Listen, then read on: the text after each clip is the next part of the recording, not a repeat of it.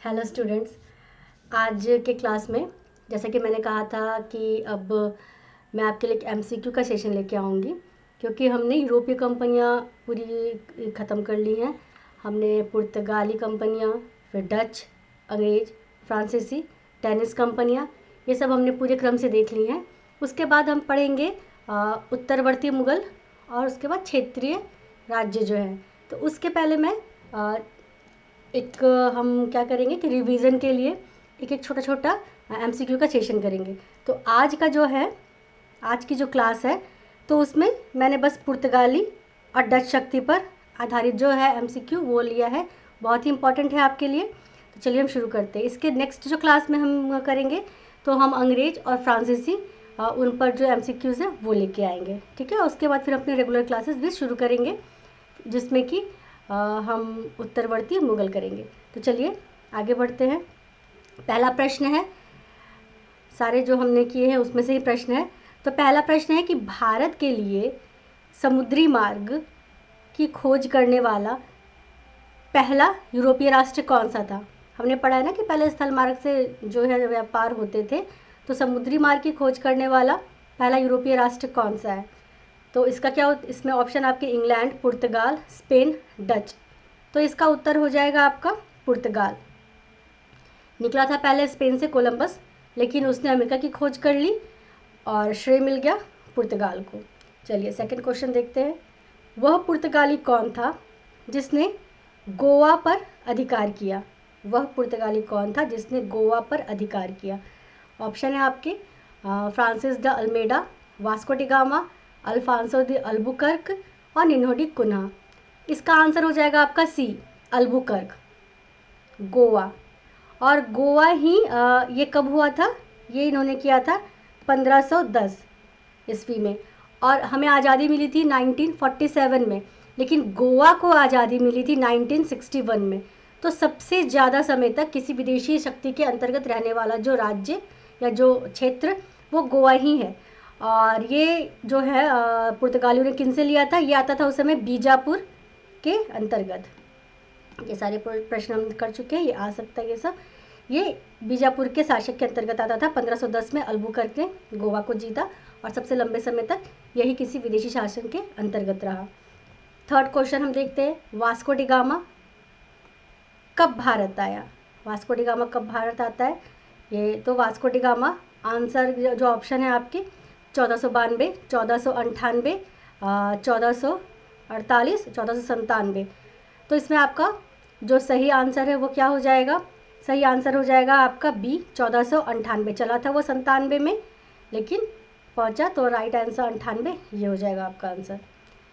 फिर है next question है आपका, वास्को डी गामा सबसे पहले भारत में कहाँ आया था। तो ये भी प्रश्न हमेशा, ये सब किसी भी आप स्टेट पीसीएस या कॉम्पिटिटिव एग्जामिनेशन को देख लो तो ये सब प्रश्न बहुत बार पूछे गए। तो ऑप्शन में आपके हैं ए कालीकट केरल, बी गोवा मसूलीपट्टम, डी सूरत। तो आंसर हो जाएगा आपका कालीकट, कालीकट जो केरल में पड़ता है। सबसे पहले भारत में ये जो हिंद महासागर को पार करके सबसे पहले कालीकट पहुंचा था। अब पांचवा प्रश्न है हमारा, जब वास्को डी गामा भारत के कालीकट तट पर पहुंचा तो फिर उसका स्वागत करने वाला शासक कौन था। आंसर है आप ऑप्शन जो आपके हैं जेमोरिन, बी गोलकुंडा का शासक, सी बीजापुर का शासक, डी गुजरात का शासक। तो कालीकट का उस समय शासक कौन था, जेमोरिन, ये उनकी उपाधि हुआ करती थी।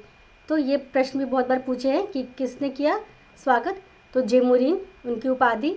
और ये वास्को डी गामा आया था, उसका पथ प्रदर्शक एक गुजराती जो व्यापारी है अब्दुल मलिक, वो बना था। और जेमोरिन ने उनका बहुत स्वागत किया था, क्योंकि वो सब जो है अरब जो व्यापारियों से परेशान थे। फिर हमारा छठा क्वेश्चन है, ये देखिए, किस पुर्तगाली गवर्नर द्वारा, सारे प्रश्न हम ये सारी चर्चा हमने क्लास में कर ली है, ब्लू वाटर पॉलिसी, नीला पानी नीति की शुरुआत की थी, बहुत ही इंपॉर्टेंट है। तो किस किस पुर्तगाली गवर्नर ने की थी। तो ऑप्शन है आपके अल्फांसो दी अल्बुकर्क, ये 2 बार है, आउट हो गया है, अच्छा, और Francisco de Almeida, Nino de Cunha, ये दोनों एक ही हैं। तो आप ये 3 ही ऑप्शन माने।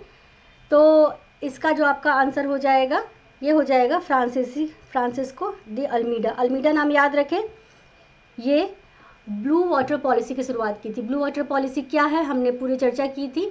ये हिंद महासागर के जो क्षेत्र है, हिंद महासागर का जो क्षेत्र था, तो उस समय तक वहाँ पे जब पुर्तगाली आए थे तो अरब जो ये थे व्यापारी, उनका अधिकार था, वो उनके जहाज आया जाया करते थे।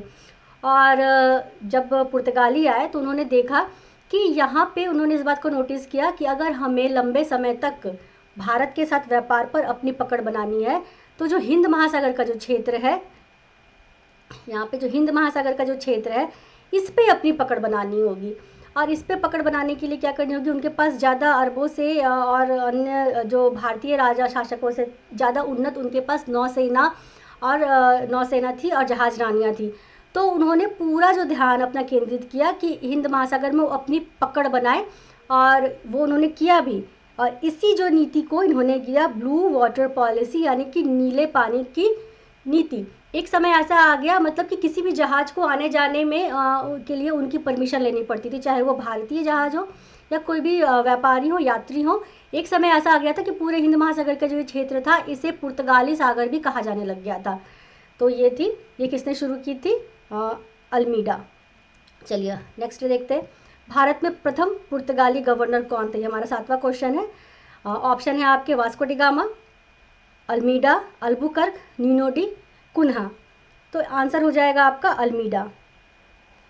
अभी जो हमने देखा था ना, ब्लू वाटर पॉलिसी की शुरुआत की थी, ब्लू, ये पहला पुर्तगाली गवर्नर था। देखो वास्को डी गामा आया ज़रूर पहले, लेकिन वो गवर्नर नहीं था, वो एक व्यापारी की तरह व्यापार करके जाता था, फिर अपने सामान ले जाके वहाँ पे बेच के अपना मुनाफा कमाता था। इस तरह से उसके बाद भी व्यापारी आते गए, लेकिन जब ऑथराइज्ड पुर्तगाली गवर्नर, तो वो सबसे पहला अल्मीडा था। और इसने ब्लू वाटर पॉलिसी जो हम पहले देख चुके। और ये जो ब्लू वाटर पॉलिसी यानी कि पूरे हिंद महासागर के जल पर पूरा अधिकार कर लेना, यही जो है इतने ज़्यादा सालों तक पुर्तगालियों की जड़ें, जो भारत के व्यापार पर एकाधिकार उनका बना रहा जब तक डच नहीं आ गए।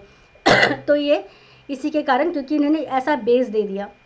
चलिए, तो इसका आंसर हो जाएगा प्रथम पुर्तगाली गवर्नर का बी आंसर हो जाएगा आपका, बी आंसर हो गया। चलिए 8वां प्रश्न देखते हैं कि अंग्रेजों ने किस युद्ध में डचों, पुर्तगाली के बाद डच आए थे, डचों की शक्ति को पराजित किया था।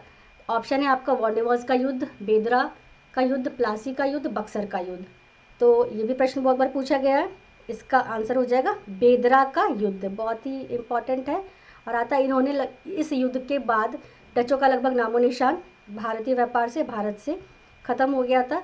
तो ये बेदरा का युद्ध, इसमें, और ये किसके किसके बीच हुआ था, ये भी प्रश्न आता, अंग्रेजों और डचों के बीच, ये याद रखिएगा। और ये कब हुआ था, 1759 में, बंगाल का एक जगह बेदरा, वहाँ पे हुआ था, अंग्रेजों और डचों के बीच। चलिए हमारा 9वां क्वेश्चन है कि भारत में मैंने कहा था कि पुर्तगाली और डच से क्वेश्चन रहेंगे। तो देखिए डच का अब नेक्स्ट जो क्वेश्चन है, 9वां क्वेश्चन हमारा है कि भारत में डचों की प्रथम कोठी कहाँ स्थापित की गई थी। भारत में डचों की प्रथम कोठी कहाँ स्थापित की गई थी। जब डच हम पढ़ रहे थे तो हमने देखा था कि डच जब शुरू में आए थे तो वो सीधे भारत में आए व्यापार के, लेकिन भारत को उन्होंने अपना केंद्र नहीं शुरू में बनाया। शुरू में इंडोनेशिया के जकार्ता ये सबको उस तरफ उनको जो मसाले के द्वीप है कहे जाते हैं, तो वहाँ उनकी नीति, वहाँ पे उन्होंने ज़्यादा शुरुआत में फोकस किया। और भारत में जब वो आए तो अपनी पहली कोठी कहाँ बनाई, तो ऑप्शन है आपके मसूलीपट्टनम, पुलिकट, सूरत, अहमदाबाद। आंसर हो जाएगा आपका ए, मसूलीपट्टनम। भारत में इनकी प्रथम कोठी कहाँ थी, मसूलीपट्टनम, आंध्र प्रदेश में। 10वां क्वेश्चन है हमारा, डचों द्वारा बंगाल में स्थापित किया गया कारखाना था, कहाँ पे था बंगाल में, कहाँ पे उनके कारखाने थे। डच जब आ गए तो फिर धीरे धीरे उन्होंने पुर्तगालियों को भी से उनकी कोठियाँ छीन ली, पुर्तगालियों पे भी वो हावी हो गए थे। तो ऑप्शन है आपके चिंसुरा, बी हुगली, सी श्रीरामपुर, डी ढाका। तो आंसर हो जाएगा आपका चिंसुरा। और यहाँ पे इन्होंने किस चीज़ का कारखाना लगाया था, यहाँ पे इन्होंने रेशम की तकली लगाई थी, रेशम बनाने का फैक्ट्री, रेशम की तकली कहते हैं, यानी कि रेशम बनाने की फैक्ट्री। डचों का ज़्यादा जो व्यापार पे मुख्य फोकस था वो सूती वस्त्र, रेशमी वस्त्र, इन सब पे था।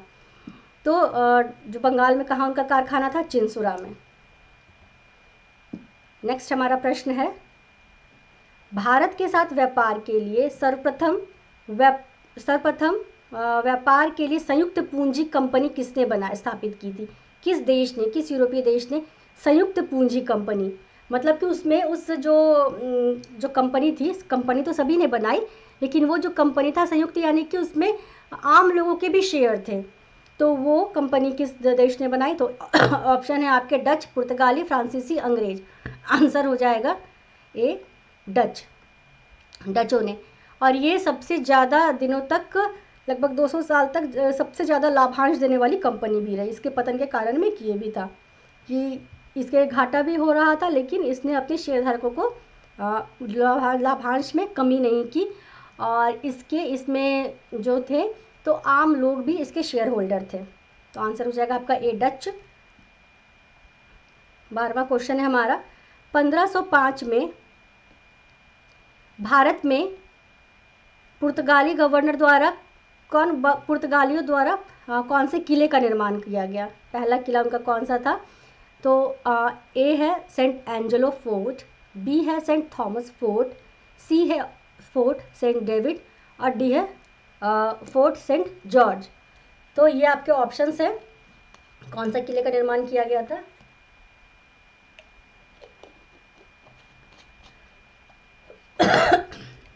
आंसर हो जाएगा आपका A, answer A, Saint Angelo Fort. चलिए नेक्स्ट क्वेश्चन है हमारा 13 क्वेश्चन, ईसाई संत जेवियर, बहुत ही ज़्यादा ये विख्यात है ईसाई धर्म के प्रचार प्रसार। देखिए, पुर्तगाली जब आए थे तो उनके राजनैतिक और व्यापारिक उद्देश्य के साथ साथ एक उनके धार्मिक उद्देश्य भी थे। सभी उद्देश्यों में हमने ये भी पढ़ा था, तो उन्हें ईसाई धर्म का प्रचार प्रसार भी करना था, इसलिए यहाँ पर उन्होंने विवाह पॉलिसी ये सब भी अपनाई थी। ये सब हम पढ़ चुके हैं। तो ईसाई संत, इसी क्रम में जो संत जेवियर आए थे ईसाई धर्म की स्थापना करने, ईसाई धर्म का प्रचार प्रसार, स्थापना नहीं प्रचार प्रसार आप कहेंगे, तो वो करने, और इन्होंने किया भी। इनके आने के बाद भारत में ईसाई धर्म बहुत तेज़ी से फैला। तो ईसाई संत जेवियर किस पुर्तगाली गवर्नर के काल में आया था, भारत में आए थे? तो ऑप्शन है आपके ए, अल्बुकर्क, बी, अल्फांसो डिसूजा, सी, फ्रांस मार्टिन, और डी, वास्को डी गामा। तो इसका आंसर आपका हो जाएगा बी, अल्फांसो डिसूजा। ये जब गवर्नर थे तो इनके काल में सेंट जेवियर आए थे, भारत आए थे, और इन्होंने ईसाई धर्म का प्रचार प्रसार किया। और ये इनकी जो आने की पुर्तगालियों की एक नीतियों में, राजनीतिक व्यापारिक के बाद धार्मिक नीतियों में एक ये नीति भी थी कि ईसाई धर्म का प्रचार प्रसार करना भारत में। 14वां क्वेश्चन हमारा, ये क्वेश्चन हमारा देखिए, द नेविगेटर, ये बहुत ही बात आया हुआ है सब एग्जाम्स में। द नेविगेटर के नाम से किसे जाना जाता है? ए है ऑप्शन आपका पुर्तगाल के प्रिंस हेनरी, बी, पुर्तगाल के बार्थोलोमेव डियाज, सी, वास्को डी गामा, और डी, एमनुएल प्रथम। तो इसका आंसर आपका हो जाएगा प्रिंस हेनरी। ये सब हम पढ़ चुके। प्रिंस हेनरी, क्यों इन्हें द नेविगेटर के नाम से जाना जाता है? क्योंकि द नेविगेटर का मतलब होता है जो समुद्र में रास्ता दिखाने वाला होता है, समुद्री रास्ते का पथ प्रदर्शक। और क्यों इन्हें दिया गया? क्योंकि ये जो प्रिंस हेनरी थे, इन्होंने नाविकों को अपनी मतलब राज्याश्रय देकर इन्होंने नाविकों को भेजा, और वो जो पूरे अफ्रीका के तट पर का पूरा एक नक्शा तैयार करवा लिया इन्होंने, और उसी के आधार पर जो नक्शा तैयार था, उसी के आधार पर वास्को डी गामा को जो भारत की खोज करने का श्रेय मिलता है, तो उसी नक्शे के आधार पर वो आया था।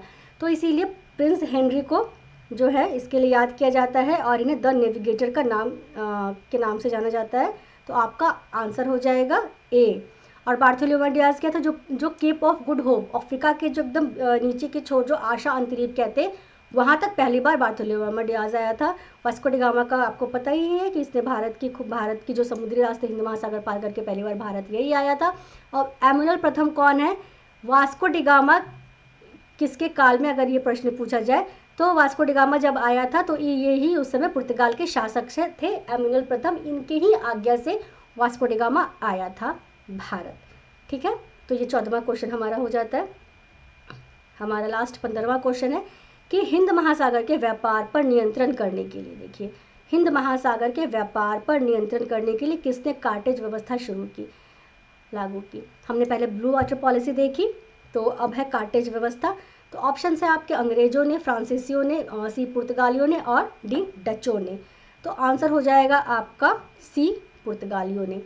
और पुर्तगालियों ने ही ब्लू वाटर पॉलिसी, ये सब प्रश्न लिखने के लिए भी आते हैं और वन लाइनर ऑब्जेक्टिव में तो खैर आते ही हैं। तो कार्टेज प्रणाली के आंसर हो जाएगा आपका सी। कार्टेज प्रणाली क्या थी, ये एक परमिट व्यवस्था थी। जब ब्लू वाटर पॉलिसी के अंतर्गत के तहत जब इन्होंने पूरे हिंद महासागर पर अपना अधिकार कर लिया, वहाँ उनके 9 सैनिक बड़े बड़े जहाज रानी में जो जहाज़ों में वो रहते थे और क्या करते थे वो, अगर पुर्तगाली जहाज़ के अलावा अन्य कोई देश का जहाज़ या भारतीय जहाज़ भी और वो क्या किसी भी यात्री व्यापार करने के लिए कोई भी आते थे तो वो पुर्तगाली क्या करते थे कि कहते थे कि उन्हें एक कार्टेज यानी कि परमिट लेनी होगी हमसे, और जो ये परमिट नहीं लेते थे तो उनके जहाज़ को आगे जाने पर समुद्री लुटेरे लूट लेते थे। और वो समुद्री लुटेरे और कोई नहीं होते थे, इनके ही जो पुर्तगालियों के ही आदमी होते थे, इनके ही लोग होते थे। क्योंकि अगर लुटेरे होते तो लुटेरों को तो परमिट और कार्टेज की कोई को दिखाने से कोई ये नहीं होता, अंतर नहीं होता, उन्हें तो बस जो भी है लूट का माल चाहिए। लेकिन ऐसा नहीं, अगर वो जो भी यात्री नाविक होते थे या व्यापारी होते थे, वो अगर वो पुर्तगालियों से लिया गया परमिट कार्टेज दिखा देते थे तो उन्हें उनकी सुरक्षा का भार ये पुर्तगाली जो नौसैनिक वो लेते थे और वो उन्हें हिंद महासागर में बेरोक टोक आने जाने की इजाज़त थी। और मतलब ये इतने ज़्यादा जो वहाँ पर ताकतवर हो गए थे, इसका अंदाज़ा आप इससे लगा सकते हैं कि उस समय जब अकबर का शासन था, अकबर के काल में भी जो अगर मुग़ल जो व्यापारी या मुग़ल जहाज़ जाते थे तो उन्हें भी कार्टेज लेनी पड़ती थी। हाँ, भले वो शासक था हिंदुस्तान का, उसमें मुग़ल साम्राज्य था, तो उसका जो कार्टेज है वो निःशुल्क होता था, लेकिन उसे भी लेना होता था। मतलब कि आप ये दिखाते थे, निःशुल्क लेने का मतलब था ये दिखाते थे कि देखिए आपकी शक्ति से हमारी शक्ति नौसेना में ज़्यादा है, इसीलिए आप भी कार्टेज लेके ही आए। तो यहाँ पे वो अपने आप को सर्वोपरि दिखाता था और ये उसकी व्यवस्था जो थी परमिट व्यवस्था, इसे ही कार्टेज व्यवस्था कहते हैं। कई बार प्रश्न पूछा भी गया है एग्जाम में। तो आज के लिए बस इतना ही। ये क्वेश्चन हमारे थे पुर्तगाल और डच से। अगला जो सेशन होगा तो उसमें हम कुछ जो मुख्य प्रश्न जो आते हैं हमेशा एग्ज़ाम में, तो हम लेके आएंगे फ्रांसीसियों और अंग्रेज़ों पर। जो है फ्रांसीसी कंपनी, पहले अंग्रेजी कंपनी और फ्रांसीसी कंपनी। तो ये हमारे 15 क्वेश्चन थे इसमें। तो हाँ, आज के लिए बस इतना ही। धन्यवाद। और इस चैनल को आप लाइक करें, ज़्यादा से ज़्यादा शेयर करें, सब्सक्राइब करें। और आपको जो सारे PDF हैं वो टेलीग्राम लिंक पर उपलब्ध हो जाएंगे, तो आप टेलीग्राम को ज़रूर ज्वाइन करें और जितना ज़्यादा से ज़्यादा इसे शेयर करें और सब्सक्राइब करें। यह हमारा टेलीग्राम लिंक है, संकल्प 2017। आज के लिए बस इतना ही। धन्यवाद। अपना ध्यान रखें।